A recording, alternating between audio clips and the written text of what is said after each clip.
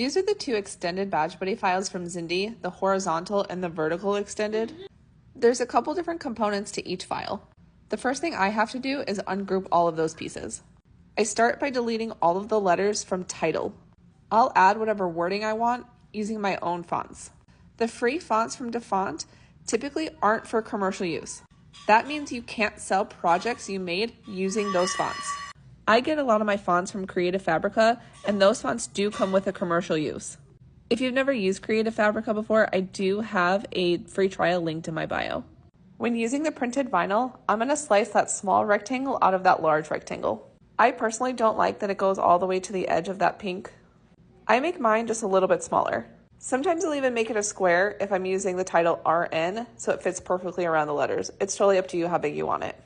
After you have it sized the way you want to make sure that it's even. The trick to making sure that it's even is to put it up as high as you want it. I only leave a little space from the bottom. And then there's an align feature in your design space. I was a design space user for the longest time before I realized that this align feature was in there.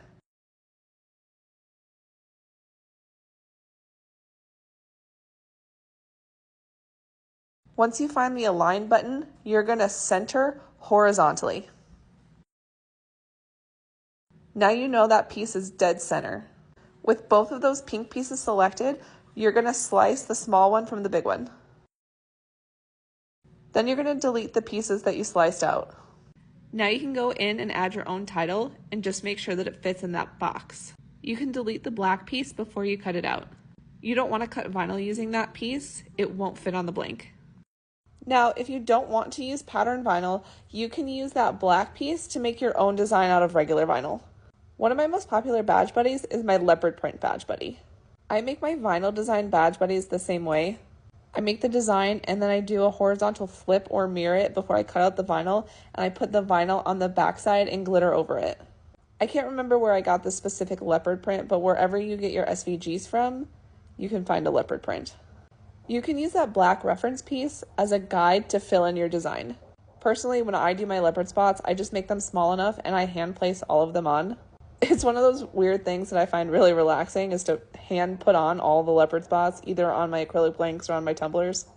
If your print is not one solid piece, you can weld it together and then you can just slice it out of the black piece. After you slice it, you should make it a little bit smaller so you can leave a little bit of room on the edge. You don't want your vinyl to go all the way to the edge of your acrylic blank.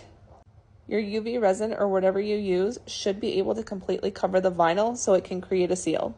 If your vinyl goes all the way to the edge, it can pop off the whole thing, and I've had it happen before. I hope this video was helpful, and let me know in the comments if you have any questions.